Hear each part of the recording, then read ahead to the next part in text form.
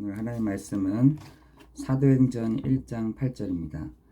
오직 성령이 너에게 임하시면 너희가 권능을 받고 예루살렘과 온 유대와 사마리아와 땅끝까지 이르러 내 증인이 되리라 하시니라. 아멘.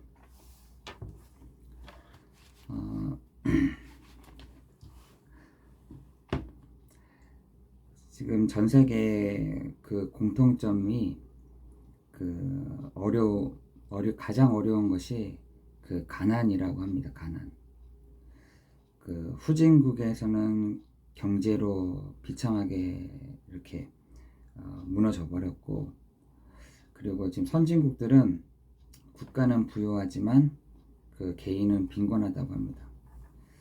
그리고 선진국일수록 그런 영적인 그 문제는 굉장히 이렇게 있다고 하죠.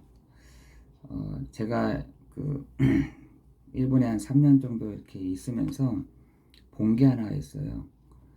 일본 사람들은 되게 검소하더라고요. 검소하고 굉장히 예의도 바르고, 사람들이 좀 이렇게 좀 수준 있다 이 정도로. 그러니까 집만 한번 가봐도 이 사람들 수준 있게 사는구나.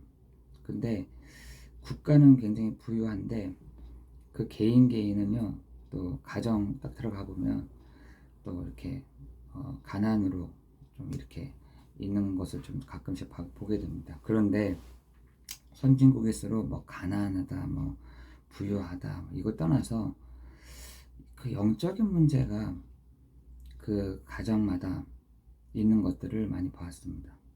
여러분 한번 전 나라의 그 만족도를 조사를 했다고 해요.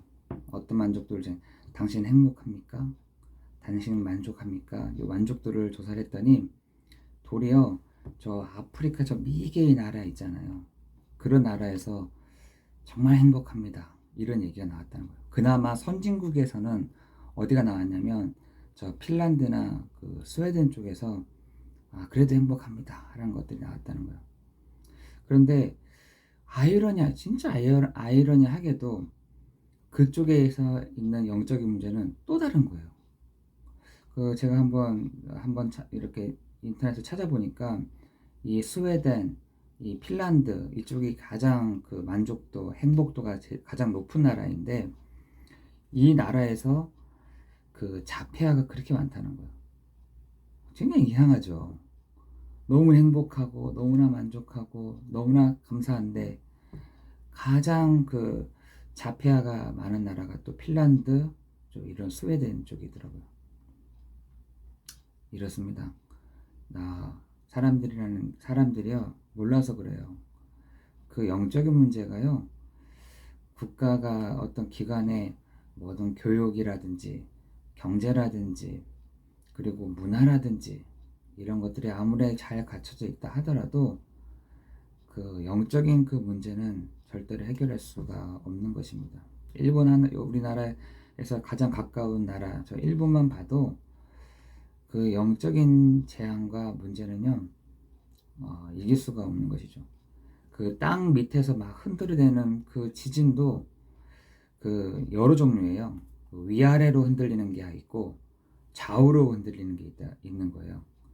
근데 일본에 있는 그런 모든 건물이라든지 이런 데는요, 좌우로 막 10일까지 와도 안 무너진다는 거예요. 근데 문제는 뭐냐, 위아래로 움직이는 그 지진들은 막을 길이 없다는 거예요. 그래서 예전에 고베가 사실은 귀신의 집이거든요. 그 고베에서 그 엄청난 사람들이 많이 죽었잖아요. 그 지진은 위아래로 움직이는 지진이라고 하더라고요. 도쿄 안에 사람들이요, 이런 선진국의 사람들이 밑에서 막 이렇게 흔들리는 그 지진 하나 때문에 무서워서 생활이 안 될 정도로 거의 히키코모리들이요 거의 집 안에 있고요, 이 정도입니다. 정말 이 시대에 우리가 정말 이 영적인 문제를 알았다. 이거는 우리가 가장 큰 은혜이자 또 거기에 대한 답을 갖고 있다는 것은 굉장한 우리에게는 의미가 있는 것입니다.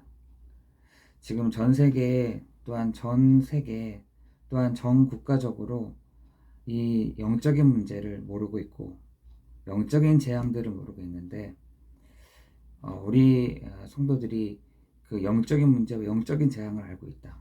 그리고 거기를 막을 방법을 알고 있다. 거기에 해답을 갖고 있다. 이 말은 굉장한 하나님의 큰 은혜이고 감사한 것인 것 같습니다.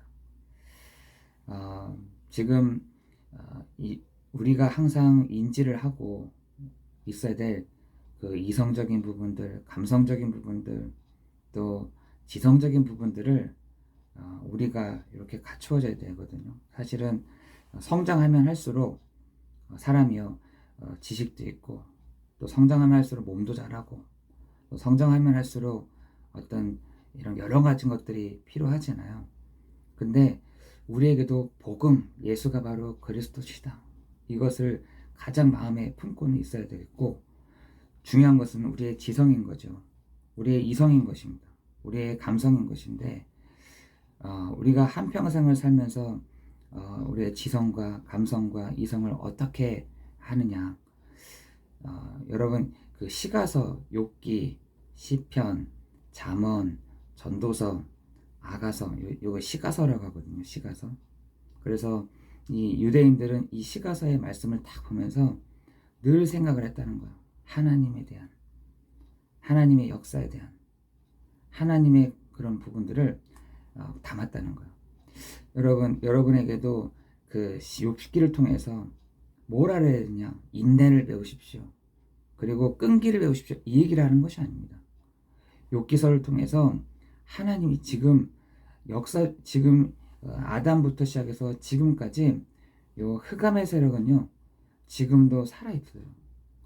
지금 흑암의 세력, 이 사단의 요 세력은 지금도 역사하고 있습니다. 여러분 사단과 그 마귀는요 부르는 게 다릅니다. 히브리 말로는 사단이고 헬라어 말로는 마귀예요, 마귀. 그래서 어떤 분은 이런 얘기를 하더라고요. 확실하게 얘기를 해줘라. 이렇게 사단이면 사단 마귀 이렇게 하지 말고 사단의 세력, 진짜 마귀의 세력, 이 흑암의 세력을 확실하게 말해줘라. 이렇게 얘기하더라고요. 여러분 그 흑암의 세력, 이 사단의 세력, 또 이 음부의 세력, 요 존재는요 지금도요 욥의 집에 들어갔던 요 존재는 지금도 살아 있습니다.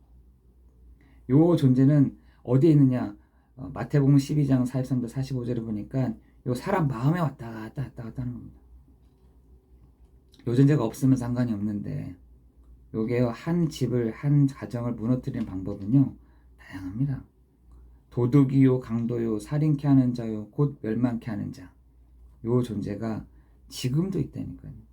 우리의 이성적인 부분들이 요게 딱 있어야 됩니다. 요게 우리 집에 있구나. 그래서 여러분 그 영화 보면은 알포인트라는 영화가 있어요.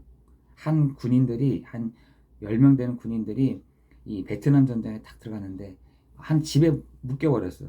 닫혀버렸어. 그런데 거기서요 난리가 난 거예요, 난리가.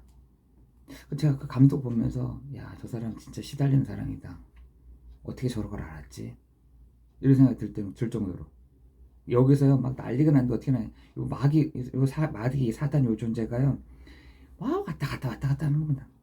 결국은 다 죽어요. 다 죽습니다. 지금도 요 존재가요 있어요. 요거에 대한 이성적인 부분들을 다 갖고 있으라는 거죠. 감성적인 거요. 여러분 시편에 보면은요 이 감성을 충만하게 한 것들이 많았어요. 근데 이 다윗은 어떻게 했냐? 여호와를 찬양하는 것이 여호와를 호흡이 있는 자마다 여호와를 찬양하라. 그죠? 진짜 하나님 문제가 있을 때마다 항상 이 누굽니까? 이 다윗은 생각했어요. 내가 문제가 있을 때마다 여호와는 나의 목자시니 내가 부족함이 없다.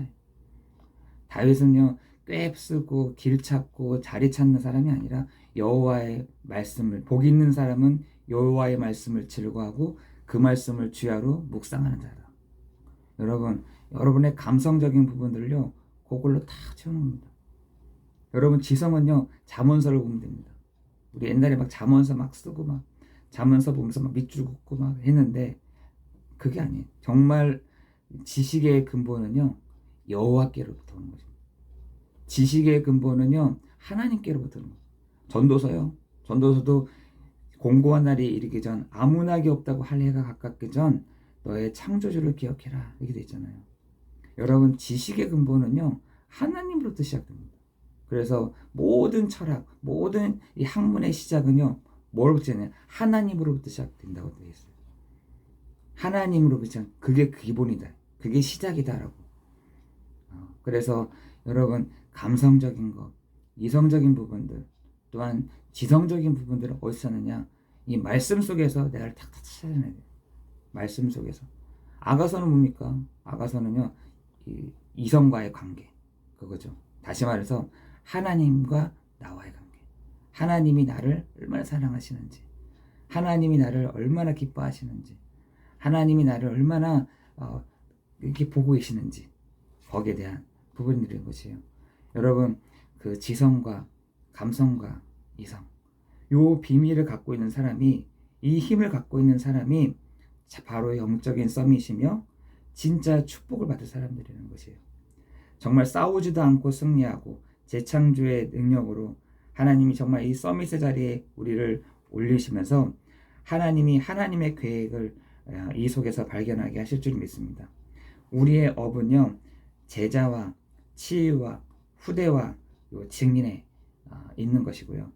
정말 이 절망 시대에, 버려진 시대에, 병든 시대에, 많은 것으로 각인된 시대에 하나님은 우리를 모든 족속으로 제자를 삼아 아버지와 아들과 성령의 이름으로 세례를 부고 내가 너희에게 분부와 모든 것을 가르쳐 지키게 하라. 볼지어다 내가 세상 끝날까지 너희와 항상 함께 하겠다라고 말씀하고 계시는 것입니다. 우리가 이번 한 주간에도 또한 이번 주에도 예수가 바로 그리스도요 하나님의 나라요 그 성령의 충만함을 우리 한 사람 사람이 누리는 날이 되기를 예수 그리스도의 이름으로 기도합니다. 기도하겠습니다.